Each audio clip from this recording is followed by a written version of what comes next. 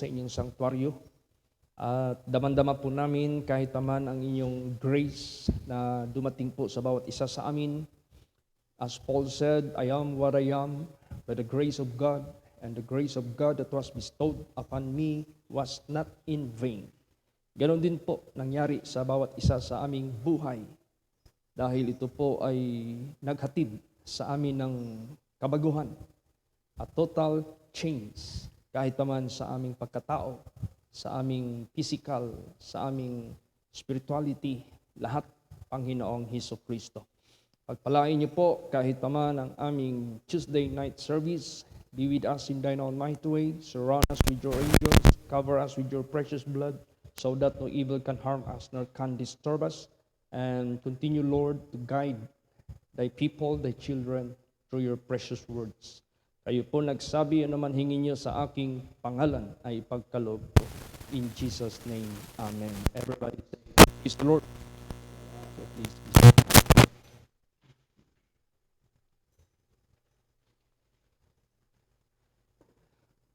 Everybody say, praise the Lord.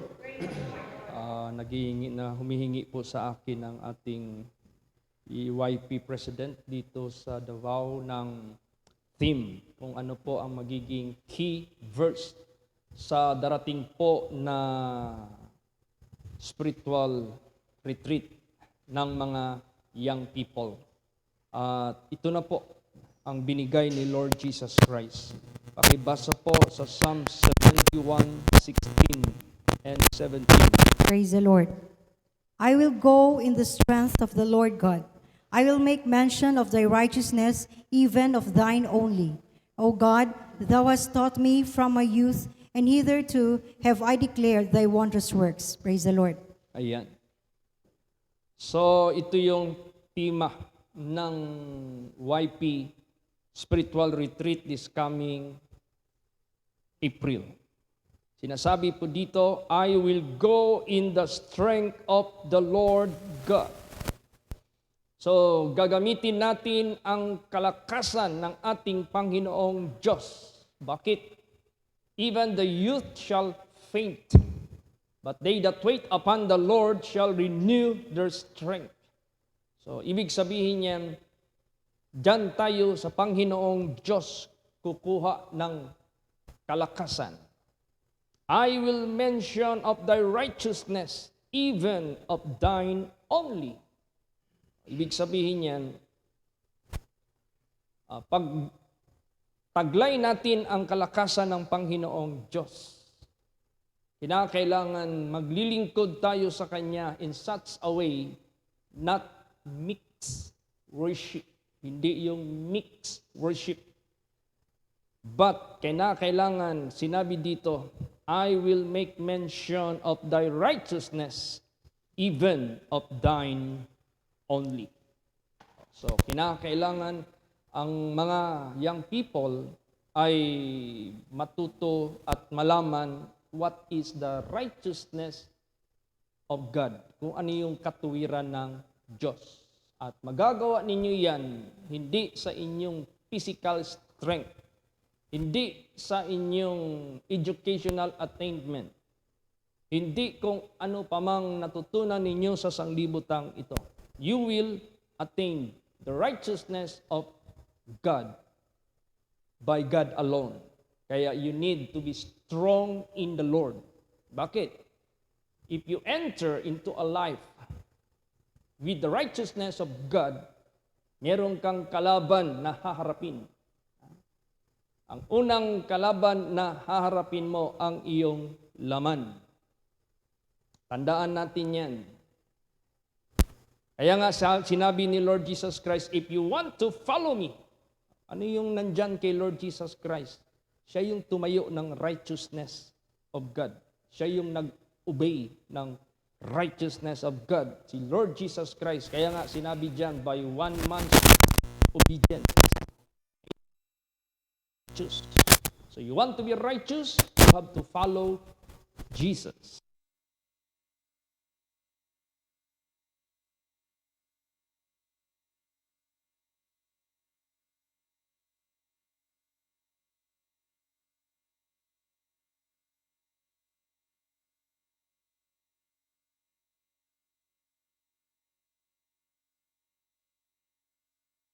gusto at hindi niya kayang gagawa ng righteousness of God.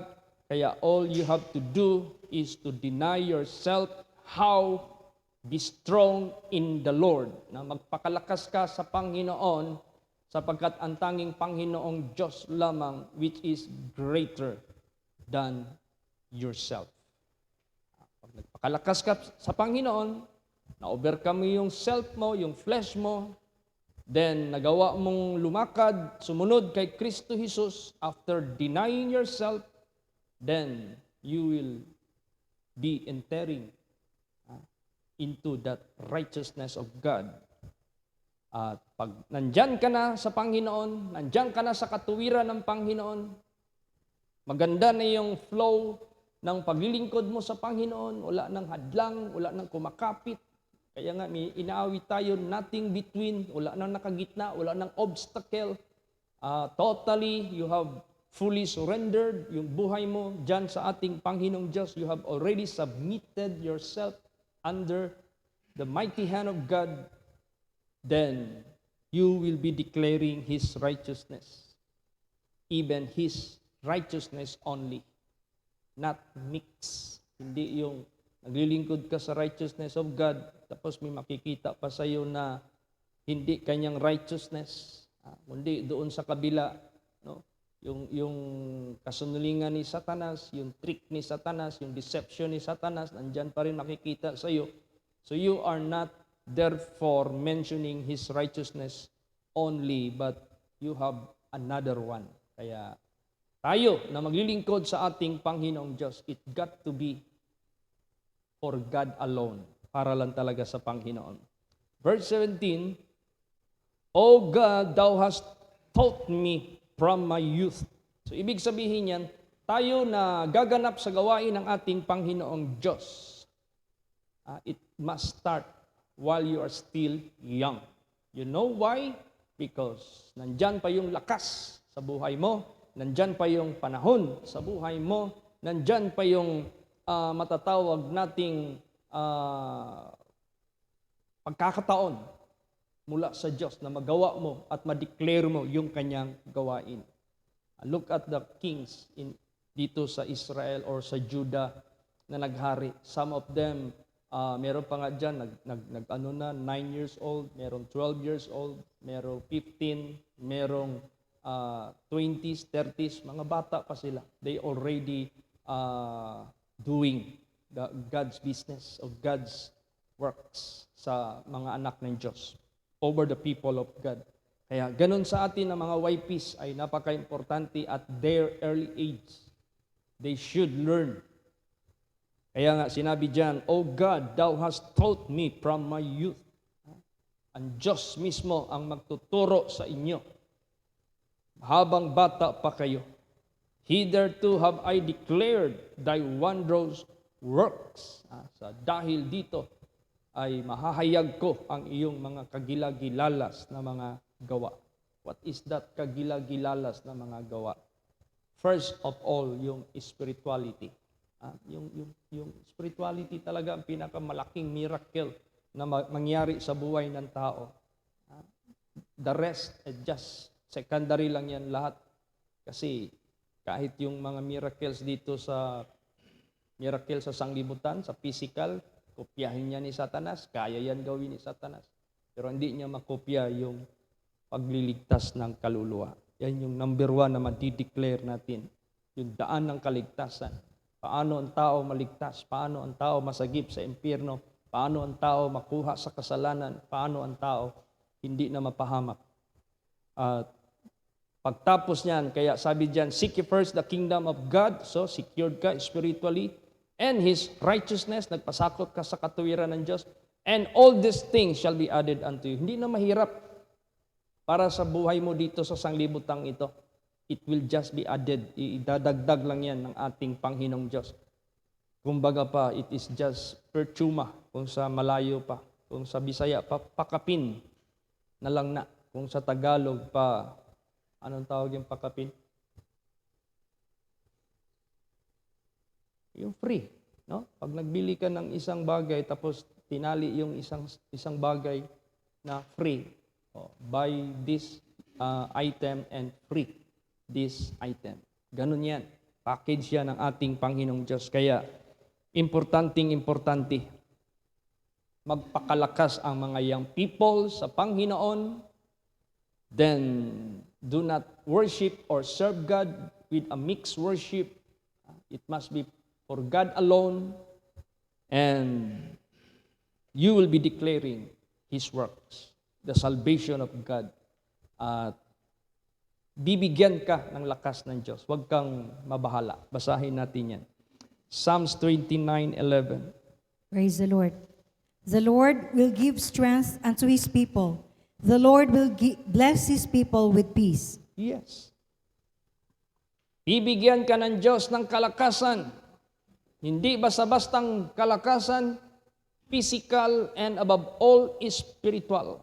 Both of that will give you yung strength na yan. Physical para makakilos ka dito sa mundo, spiritual para ma-overcome mo si Satanas, ang kasamaan, ang tukso, ang trials na darating sa buhay mo. So, huwag tayong matakot. If we come unto the Lord and ask for strength, ay sigurado, i-strengthen tayo ng Panginoong Diyos. Tulad niyan, itong Word of God, itong mga Bible studies na i-take up sa mga anak ng Diyos, especially sa mga young people. Ito yung mag-i-strengthen sa kanila. Basahin natin, Zechariah 10 verse 12. Praise the Lord. And I will strengthen them in the Lord, and they shall walk up and down in His name, saith the Lord. Yes. Ibig sabihin yan, ang mga kapatiran natin, they will walk up and down. Ano yung walk up? Papuntang Luzon. Ano yung walk down? Papuntang Mindanao. Kung sa Pilipinas lang ang pag-usapan, you walk up, you walk down, you go to Luzon, you go to Visayas, you go to Mindanao, saan ka man up and down sa mapa na yan, bibigyan ka ng Diyos ng strength. Praise the Lord. Kung sasabihin naman natin, Asian map, papunta ka doon sa bandang taas sa may Japan, papunta ka naman dito, banda sa baba, sa Indonesia, Malaysia, o doon hanggang Australia. Kung sa world map naman, palagay natin North Pole to South Pole, punta ka na ng Canada, Alaska, America. Doon ka naman to the ends of the earth dito sa may Papua New Guinea. Saan ka man pupunta? Australia. So, i-strengthen ka ng Panginoong Diyos. Ibig sabihin yan, you will be declaring the righteousness of God alone. You will be declaring the wondrous works of God without hindrances. No? Makakagawa tayo. Marami tayong magagawa para sa Panginoon. Pag ini-strengthen ka ng Panginoong Diyos, you can overcome the world. Kaya, ganun po ang gusto ng ating Panginoong Diyos. So, the most important for the young people, itong spiritual retreat, kaya nga tinawag na spiritual retreat, strengthening the inner man, which is the spiritual part of your life. Basahin natin yan. Ephesians 3:16. Praise the Lord. That He would grant you, according to the riches of His glory, to be strengthened with might by His Spirit in the inner man. Yes, yan ang purpose ng spiritual retreat. No? To be strengthened with might by His Spirit in the inner man. So kaya paghandaan na ninyo yung isip ninyo, paghandaan na ninyo yung puso ninyo, paghandaan nyo na yung buhay ninyo na itong spiritual retreat ng mga YPs. This is to strengthen your inner man, inner part of your life. Yan ang pinaka-importante. Then, the rest will be just follow. Magsunod lang lahat, the physical, the good health, the financial, the future, everything. The necessities, susunod lang lahat yan. By God's power, you will be abounding the works of the Lord. By God's power, you will be declaring His wondrous works. You are not declaring your own work, but you are declaring His wondrous works. No? You are not declaring your own salvation, but you are declaring God's salvation. You are not declaring your wondrous works, but it is the Creator's wondrous works. Gagamitin ka ng ating Panginoong Diyos. Praise the Lord. So I'm so happy upon seeing of every church natin in different regions, in different places na nagtipon-tipon sila. At ito na yung bunga ng virtual conference ninyo nung nakaraan na na-organize ang mga young people to have a fellowship, to have a gathering by themselves for the spiritual purposes. Kaya ito ay na-follow through na ngayon sa coming April. There will be one pattern of activity that will be created dito sa main natin. Then this will be disseminated or distributed to all branches. No? Kaya importante yung communication ninyo sa kanila. Praise the Lord. Para ma-monitor natin what is going on and what should be done, lalo't na sa mga preparations. Kaya this is about spirituality. Para sa ganun ang mga kabataan natin, no, marami silang magagawa para sa gawain ng ating Panginoong Diyos. Matutulungan ang maraming mga kongregasyon, matutulungan ang maraming mga churches, mararami ang maliligtas. Kumbaga pa, magkakaroon talaga ng tinatawag na cooperation. Maganda ang magiging resulta nito. Praise the Lord. Kaya advice para sa lahat, be strong in the Lord and in the power of His might, because you will be doing the wondrous works of God. And what is the most considered wondrous works of God? No other than yung deliverance ng isang kaluluwa from hell. Yun yung pinakamalaki. Kaya nga sabi ni Lord Jesus Christ, if Satan is being fallen, do not rejoice in these things, but rather rejoice that your name is written in heaven. So ibig sabihin yan, ang ating Panginoong Kristo, He used to point out na ang pinakamalaking miracle, hindi yung nag-cast out ka ng demons, nakita mo yung bumagsak yung demonyo, natalo mo sila, na-overcome mo sila. No, but rather rejoice that your name is being written in heaven. So una talaga sa lahat, ang greatest miracle na pwede nating magawa in the name of Jesus Christ, paano masagip ang tao sa kanyang kasalanan, sa kanyang kapahamakan. Praise the Lord! Kaya, be strong in the Lord. At tandaan natin yan. Ayaw ni Lord Jesus Christ yung mixed worship. Kailangan, kanya lang talaga. Huwag na nating i-adapt yung mga ina-adapt din ng karamihan ngayon, na pag magpasok ka sa simbahan nila, akala mo mayroong concert na tinatawag na rock, no? Pati mga posture, pati ang mga forma, pati ang mga attire na nandoon sa stage, akala mo concert ng mga singer dyan sa labas ng mga banda. Oo. Tapos minsan, pinapatay pa nila yung ilaw. Madilim. So, what kind of atmosphere is that? Mix. No? You are claiming to have or having praise and worship for God, and yet the environment, it is not the environment where God dwells. Hindi yung environment ng isang lugar na kung saan ang Diyos nandyan. Praise the Lord. O kaya wag natin gawing mixed worship. Kailangan gawin natin ayon lang sa ating natutunan sa kanyang mga banal na salita. Basahin pa natin Isaiah 26:13. Praise the Lord. O Lord, our God, other lords beside thee have had dominion over us, but by thee only will we make mention of thy name. Yes. You might have some superior to your life, no? Meron kang mga bossing, meron kang mga amo, mga lords, kumbaga pa, na doon ka nagpapasakop. But there is no other God and Lord of Lords and King of Kings na dapat nating sambahin, dapat nating luwalhatiin except one. Kaya nga sinabi diyan, O Lord our God, other lords beside thee have had dominion over us, but by thee only will we make mention of thy name. Praise the Lord. Oh, so wala nang iba. There is no other God.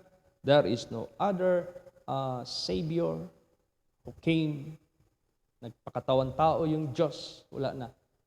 Siya lang. Siya lang yung i-proclaim natin. Siya lang yung i-mention natin. Kaya nga sabi ni David, what shall I render unto the Lord for all the benefits towards me? I will take the cup of salvation. I will call upon the name of the Lord. So, huwag nating kalimutan. We have to identify His name. And we have to worship Him. We have to serve Him. We have to call upon His name. Praise the Lord. Siya lang ang ating i-mention. Wala ng iba. At maliban dyan, laging binabalik, yung righteousness lang talaga niya ang ating ipoproclaim. Basahin natin. Psalm 71 verse 15. Praise the Lord. My mouth shall show forth thy righteousness and thy salvation all the day, for I know not the numbers thereof. Yes. My mouth shall show forth thy righteousness and thy salvation all the day, for I know not the numbers thereof. See, mas maganda yung mag-start tayo ng bata pa tayo. No? In my life, I started proclaiming the gospel of Jesus Christ officially when I was at the age of 20 doon sa Manila. My first assignment as pioneering work. So, to God be the glory. I am now 50, magpi-54 na ako. So, imagine that. For God's glory, for God's honor, maraming nagawa para sa gawain niya. Together with Pastor Tom and some of our colleague na mga ginamit ng Diyos sa mga nakaraan na nauna na rin kinuha ng ating Panginoong Kristo. Of course, sa buhay din ni Pastor Samuel Gabre. Pero kayo, mga bata pa kayo, you have more time to serve God. You have more strength to be rendered to the Lord. Kaya pagbutihin ninyo ang inyong buhay. You prioritize the inner man to be strengthened because you will be going to do the works of God dito sa sanglibutang ito. Gagamitin kayo ng Diyos according to His might and power. Praise the Lord! Kaya nga nung nagkawatak-watak na kami, dinisperse na kami ni Lord Jesus, sabi ni Pastor Samuel Gabriel, Tommy, doon ka sa Madsaya. Chito, doon ka sa Manila. Warren, doon ka sa Marble. John, Tungkol, diyan ka sa Madarulog. So, kanya-kanya. Kung hindi ka mag-strengthen sa sarili mo, bang mabiktima ka ni Satanas? Kaya nga, importante, before the dispersal, bago ka i-designate saan ka mang kongregasyon, anumang gawain na ipapagawa ng Diyos sa iyo for His ministry. Kailangan you have enough strength. You have enough power. Whose power? Power of God. Finally, brethren, be strong in the Lord and in the power of His might. You know why? Because we do not fight against the flesh and blood. Kasi pag gumawa ka sa gawain ng ating Panginoong Diyos, you will be masasagasaan mo si Satanas. Tamaan mo si Satanas. Kasi yung gawain ni Satanas is always against the works of God. Ngayon, kung gagawa ka sa works of God, ang una mong masasagasaan si Satanas. Si Satanas, lalaban yan . O ngayon, ilalaban ka rin. Anong panglaban mo kay Satanas? Greater siya, stronger siya kaysa tao. Kaya you have to be strong in the Lord, in the power of His might, para makayanan mo silang daigin. Then that's the time you can do freely to declare the works of the Lord. Praise the Lord. Ganun yan. Kaya mga YPs, maghanda na kayo sa spiritual retreat ninyo. You have to focus your concentration about the strengthening of your inner man. Kasi gagamitin kayo ng Diyos mightily, miraculously. Alam mo kasi ang righteousness of God, kahit abogado hindi nila kayang maintindihan. You know, I got a friend, a lawyer. Sabi niya sa akin, "Cheat!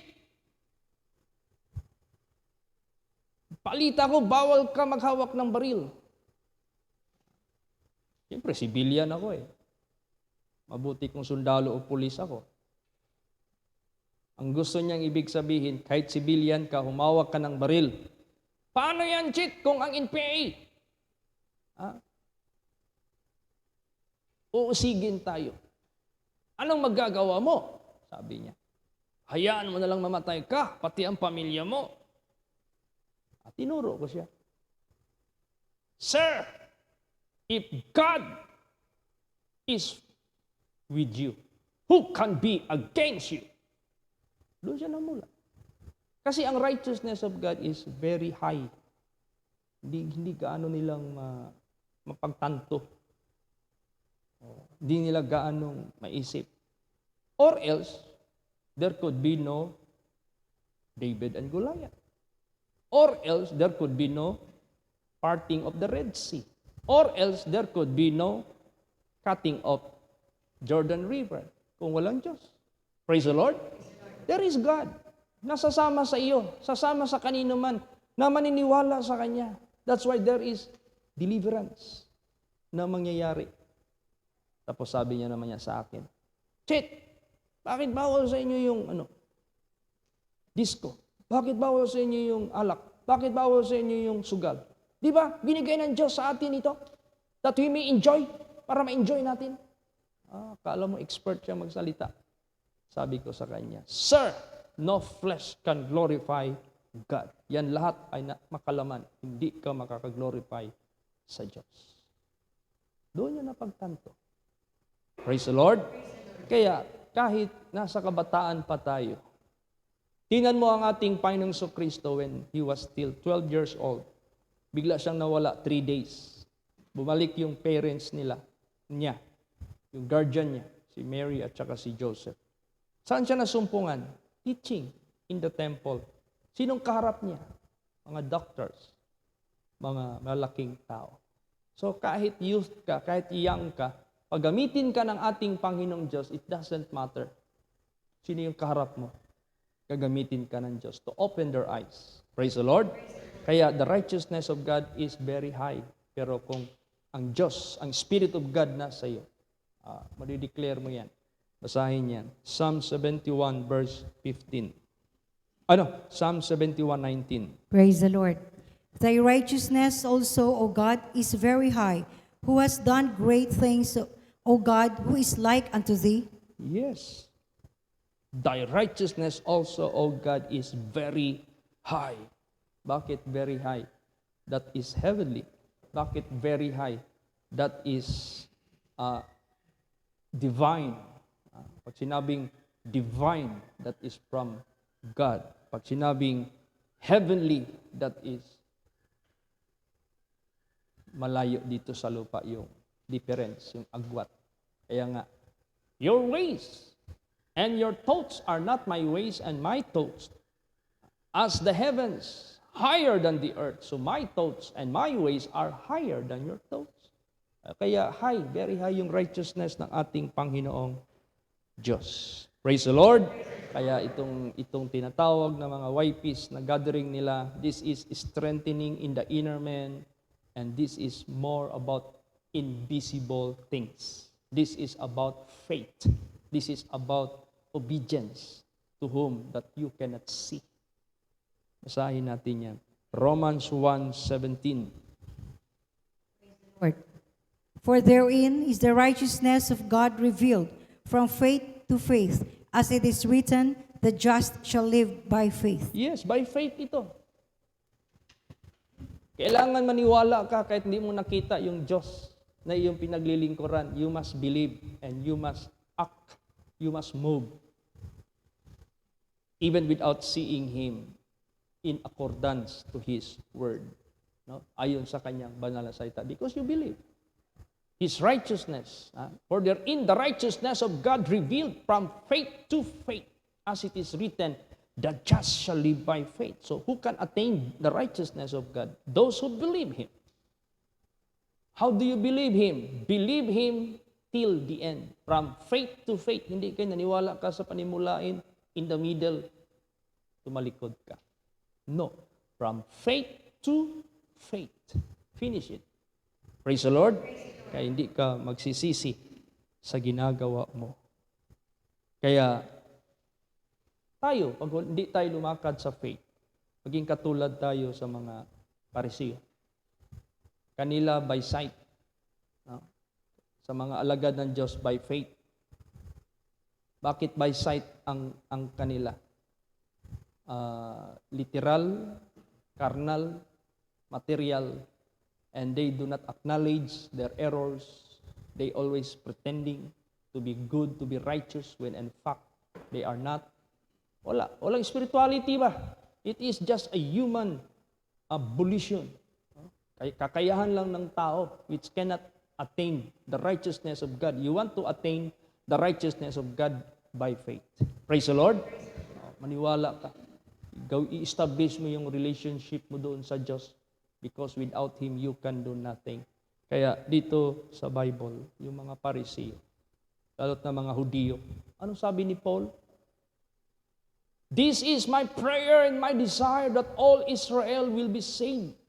But I bear them record that they have the zeal of God, but not according to knowledge, because they are ignorant of God's righteousness. And they do not submit themselves in God's righteousness. Basahin natin yan. Romans 10 verse 3. Praise the Lord. For they, being ignorant of God's righteousness and going about to establish their own righteousness, have not submitted themselves unto the righteousness of God. Yes. Masyado silang nanalig sa kanilang pagka-doctor of theology. Masyado silang nanalig sa mga certificate ng mga binibigay dyan sa mundong ito na dititulo. Kaya ang nangyari tuloy, ever learning but never able to come to the knowledge of the truth. Samantalang itong mga fishermen, samantalang itong mga tao na hindi man lang nag-aral sa malalaking theology na school, silang ginamit ng Panginoong Diyos. They were able to expound the mystery of the kingdom of God. Praise the Lord. Kaya yung mga tao nagtatanong, how can this man expound the mystery of the kingdom of God? When in fact, they never been to any universities. Saan sila naghugot ng kaalaman, katalinuhan? Anong na-remember nila? Because these men were with Jesus before. Sumasama sila kay Lord Jesus Christ. By faith. Praise the Lord. Ganun. Ilang churches ini-establish ni Lord Jesus sa holy place ngayon? Meron ba tayong pinapadala ni isa man lang sa mga Bible schools? Wala. Sanctification, obedience, faith, love, dyan sa gawain. Then, as God will ordain you and say, go, and be fruitful. O di ba anong nangyari? Si Brad RJ, bago pa siya nakarating sa mga churches na hindi niya narating noon, nakita niya naman yung simplicity ng ministry na pinagkaloob ni Jesus Christ sa atin. Kung paano yung mga testimonies ng mga tao, it is really in accordance to the Holy Scripture. Yung mga miracle na nangyayari sa Bible, the same miracle they experience. Because there is only one God who established salvation. Kaya salamat tayo sa ating Panginoong Diyos. Praise the Lord. So anong importante sa atin? Takot ka sa Panginoon, malinis ka. Basa. Psalm 66:16. Praise the Lord.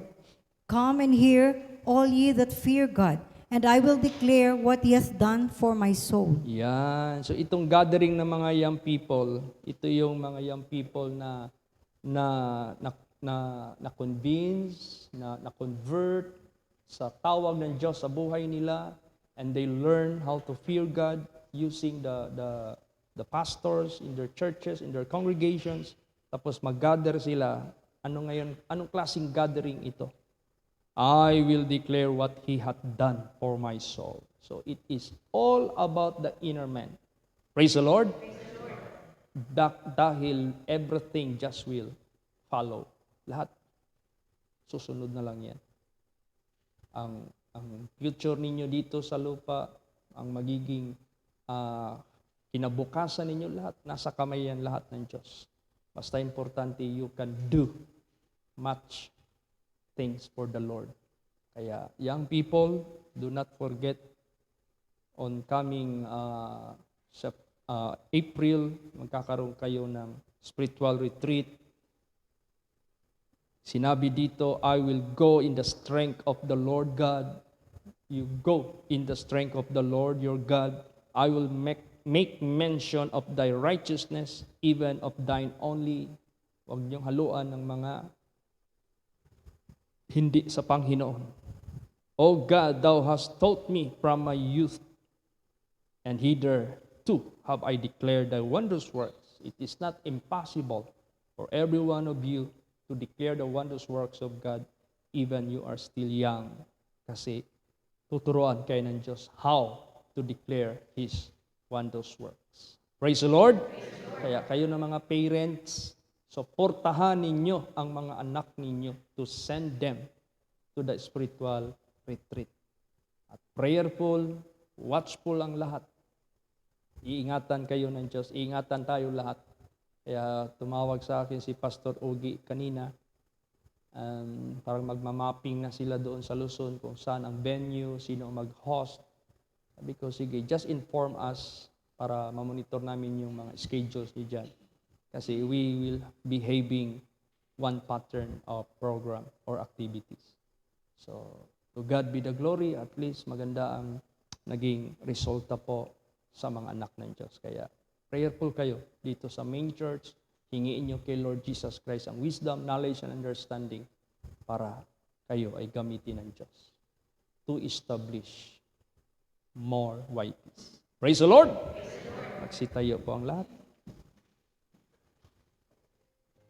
Let us all pray. Sidalangin po tayong lahat. Hallelujah. How great thou art, O Lord my God. Maraming salamat po, Panginoong Hesukristo, kahit pa man sa inyong mensahe na gusto niyo pong gamitin ang mga YPs. At bago niyo po magamit ang bawat isa, ay kinakailangan po ma-strengthen muna yung inner man para sila maging karapat-dapat na sisidlan ng Diyos na gagamitin po ninyo to declare your wondrous works. Kaya dalangin ko po sa inyo, pagpalain niyo po ang bawat churches, pagpalain niyo po ang bawat YPs, pagpalain niyo po ang bawat kongregasyon, pagpalain niyo po ang bawat pastors, bawat members na masuportahan kahit pa man ang mga YPs sa kanilang spirituality para sa ganon ay ma-establish sila at makapag-endure sila at marami pa silang magagawa sa inyong ministry. Kaya Lord Jesus, yung mga magulang na mga anak nila ay kulang pa sa spirituality na maangkin po nila ang Acts 16:31. Magtawag pa kayo ng marami pang mga YPs na hindi sumisimba at mag-mold pa kayo, O Lord of God. At yung mga matitigas ang ulo, kayo ang bahala na magpalambot po sa kanila para sila ay babalik dyan po sa inyo, Panginoong Kristo, na maging makatotohanan at maging spiritual. Kaya marami pong salamat. You bless every one of your people. Patuloy niyo pong pagalingin yung mga nagsasuffer ng mga sakit sa buhay po ni Sister Marisa Montañez. Patuloy niyo po siyang isustain at pagalingin ng lubos sa kanyang karamdaman, sa kanyang dibdib.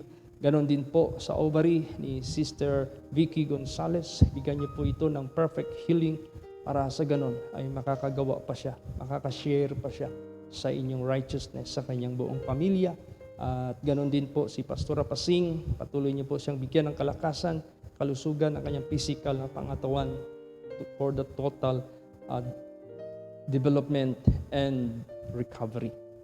Ganon din po sa buhay ni Brother Ronnie, tumawag kanina, na-atake po siya twice sa kanyang sakit, but naka-recover po siya uli.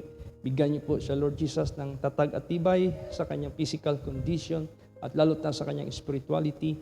Patuloy niyo po siyang i-sustain, magalingin niyo po yung kanyang vertigo, Panginoong Hesukristo. Kaya Lord Jesus, maraming salamat sa mga katugunan, sa mga prayers na mga dininig niyo po sa bawat buhay ng inyong mga anak. At patuloy pa po kayo sa pag-bless sa preparations, kahit naman sa program and activities na i-create in your name, O Lord of God, na gagawin ng mga YPs dito sa main church para sa ganun ay marami pang ma-strengthen, ma-bless ninyo, Panginoong Hesukristo. We can do all things through you. Marami pong salamat. Kayo po nagsabi, anuman ang hingin nyo sa aking pangalan ay ipagkaloob ko. In Jesus' name, Amen. Everybody say, praise the Lord.